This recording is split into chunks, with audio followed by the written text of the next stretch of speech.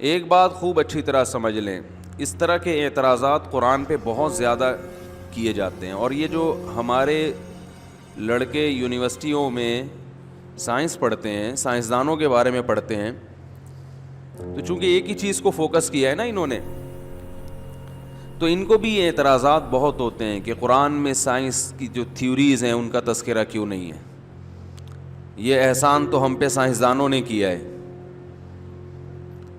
قرآن میں وہ سائنسی باتیں جو آج ثابت ہو رہی ہیں ان کا تذکرہ کیوں نہیں ہے؟ قرآن میں یہ کیوں نہیں ہے کہ سورج مشرق سے نہیں نکلتا بلکہ زمین گھومتی ہے؟ یہ کیوں نہیں ہے قرآن میں؟ یہ بات خوب اچھی طرح سمجھ لیں۔ پہلی بات، قرآن میں کوئی ایسی بات نہیں ہے جو سائنس کے اگینسٹ ہو۔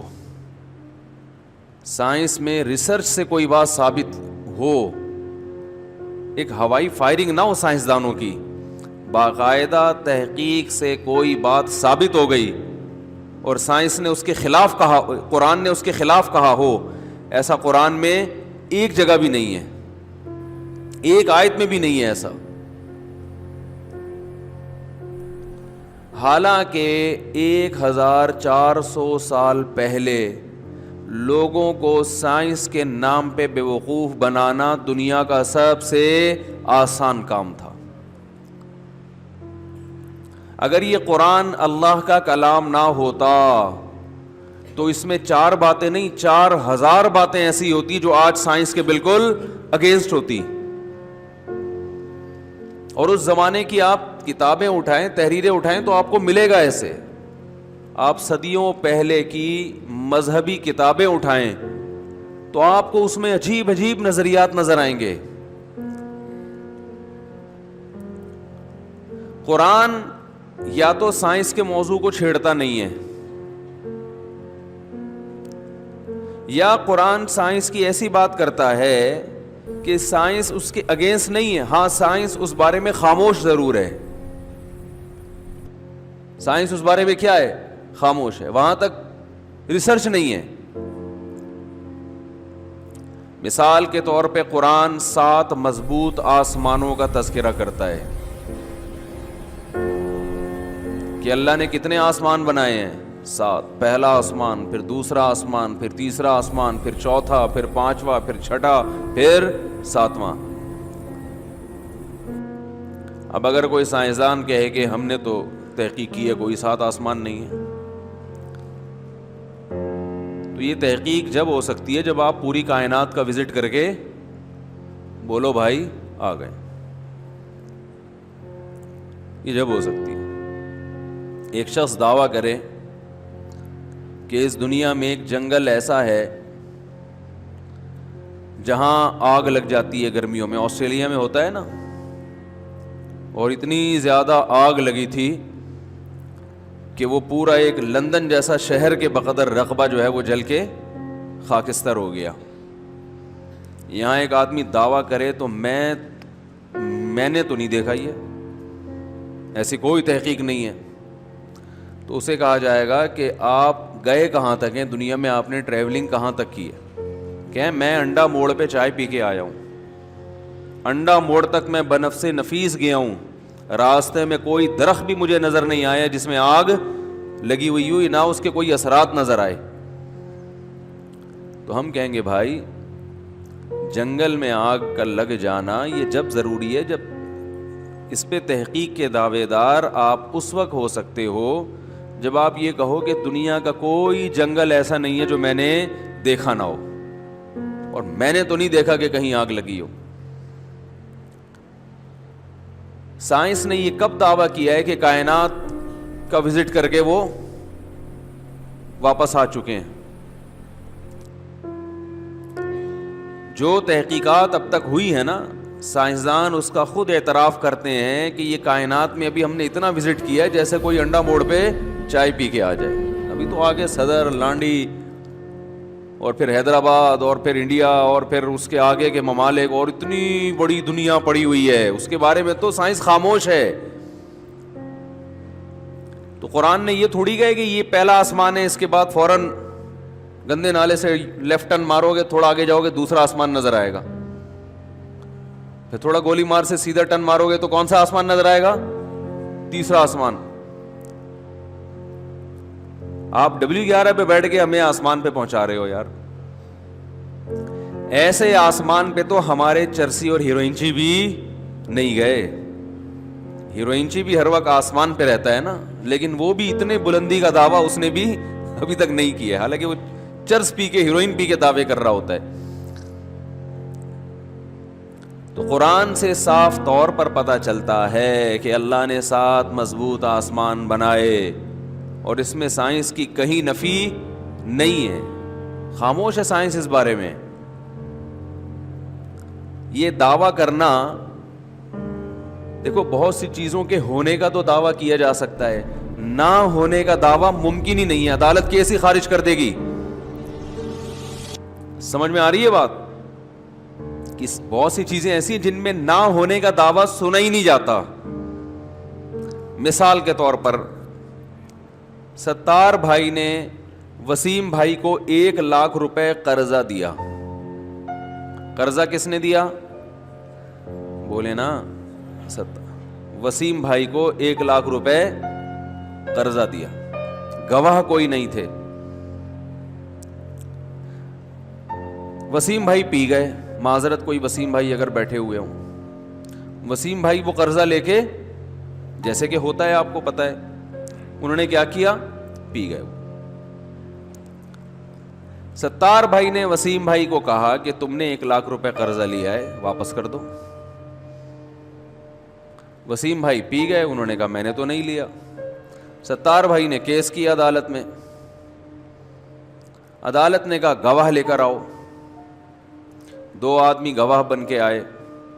عدالت نے پوچھا کہ کیا تم نے دیکھا ہے, کہ کیا تم اس بات کی گواہی دیتے ہو کہ وسیم نے ستار سے 1 لاکھ روپے لیے؟ انہوں نے کہا نہیں, ہم اس بات کی گواہی نہیں دیتے کیونکہ ہمارے سامنے لیا ہی نہیں ہے. عدالت کہتی ہے کہ اچھا پھر اس بات کی گواہی دیتے ہو کہ انہوں نے نہیں لیے؟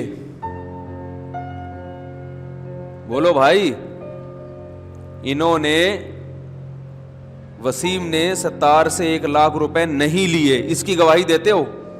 اگر وہ کہیں کہ ہم گواہی دیتے ہیں کہ وسیم نے ستار سے 1 لاکھ روپے نہیں لیے, تو عدالت پوچھے گی کیا تم 24 گھنٹے وسیم کے ساتھ چپکے ہوئے ہو؟ اس پر تو گواہی دی جا سکتی ہے کہ لیے ہیں. اگر آپ یہ کہتے ہو نا کہ نہیں لیے, تو یہ نہیں کہہ سکتے کہ نہیں لیے, آپ کہہ سکتے ہو کہ ہمیں نہیں پتا کہ لیے ہیں کہ نہیں لیے, کیونکہ ہم 24 گھنٹے نہ وسیم کے ساتھ ہوتے ہیں اور نہ ستار کے ساتھ, اور ہوں بھی تو ہو سکتا ہے موبائل کی اپلیکیشن میں 1 لاکھ ٹرانسفر کر دی اس کے اکاؤنٹ میں, تو ہمارے پاس اس قسم کی کوئی نالج نہیں ہے. ہم اس پر گواہی دے سکتے ہیں کہ لیے ہیں, اس پر گواہی کوئی بھی نہیں دے سکتا کہ نہیں لیے ہیں. نہیں پر گواہی نہیں ہوتی ہے. بولتے کیوں نہیں بھائی؟ نہیں پر گواہی اس وقت ہوگی جب کوئی خاص ٹائم بتایا جائے کہ ہفتے کے دن 5 بجے اس نے پیسے لیے ہیں, تو گواہ کہہ سکتے ہیں ہفتے کے دن 5 بجے تو ہم اس کے گھر میں بیٹھے ہوئے تھے, ہمارے سامنے نہیں دیے. اس کا مطلب ہم گواہی دیتے ہیں کہ اس نے پیسے نہیں دیے. لیکن جنرلی جب کوئی گواہ طلب کیے جاتے ہیں تو وہ کسی چیز کے ہونے پر گواہی دیتے ہیں, نہ ہونے پر گواہی نہیں دیتے. نہ ہونے پر گواہی جب دی جائے گی جب نہ ہونا آپ کے علم کے دائرہ کار میں آتا ہو, کہ گورے کی سائنس کو بنیاد بنا کے قرآن کا انکار کیا جا رہا ہے, کہ گورے کی جو ریسرچ ہے سائنس کے بارے میں قرآن میں اس کا تذکرہ نہیں ملتا, تو پاگل پنے کی انتہا ہے. قرآن کا یہ دعویٰ ہی نہیں ہے کہ یہ کوئی سائنس کی کتاب ہے, نہ یہ ٹاپک ہے اس کا. قرآن میں ڈائناسورز کا ذکر کیوں نہیں ہے, قرآن میں یہ کیوں نہیں ہے, یہ کیوں نہیں ہے, جو اب یعنی سائنس کی جو تھیوریز ہیں نا, یا جو ان کی ریسرچ ہے, اس سے متعلق قرآن کیوں بات نہیں کرتا.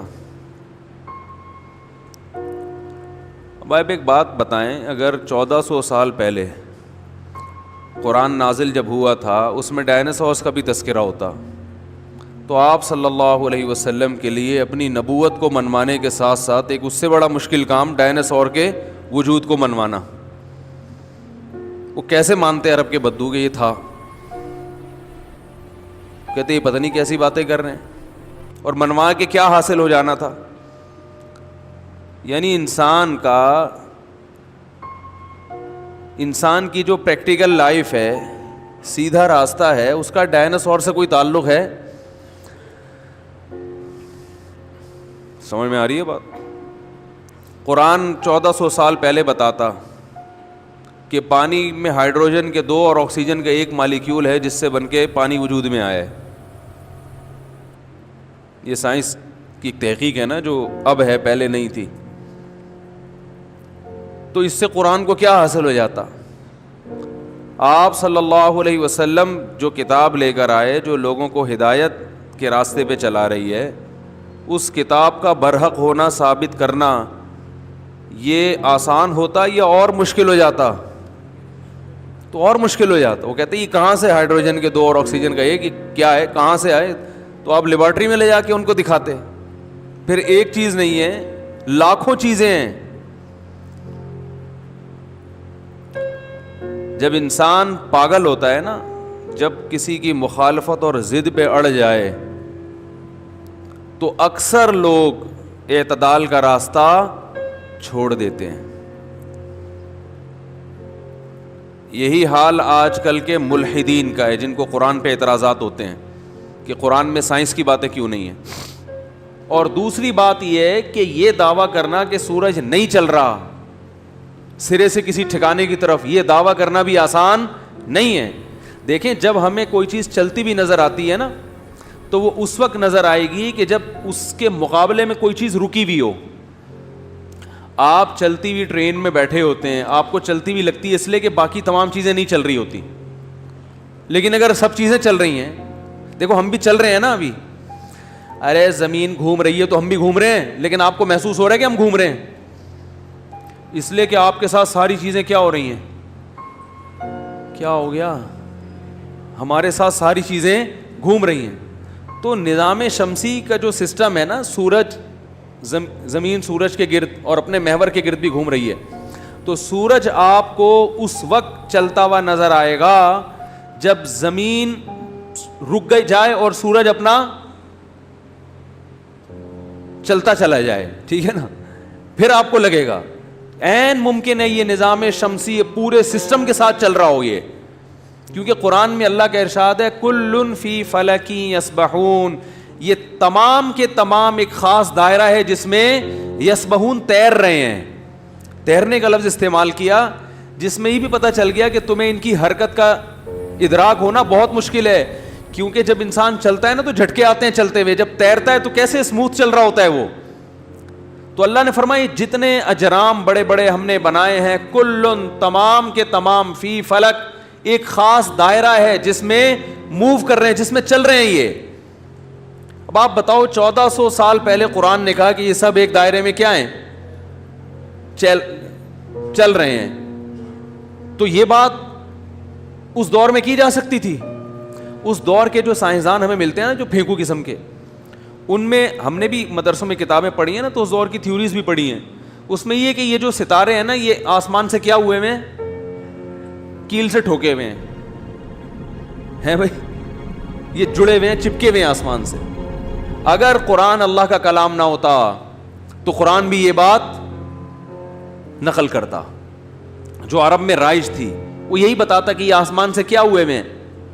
چپکے ہوئے ہیں. تو یہ قرآن کی بلاغت ہے کہ قرآن نے ایک بات بھی 1400 سال پہلے، جبکہ بہت سارے غلط سائنسدانوں کے نظریات معاشرے میں رائج تھے، ایک نظریہ بھی قرآن نے ان کا قبول نہیں کیا اور اس کو اپنی کتاب میں جگہ نہیں دی ہے، ایک بھی نہیں ہے.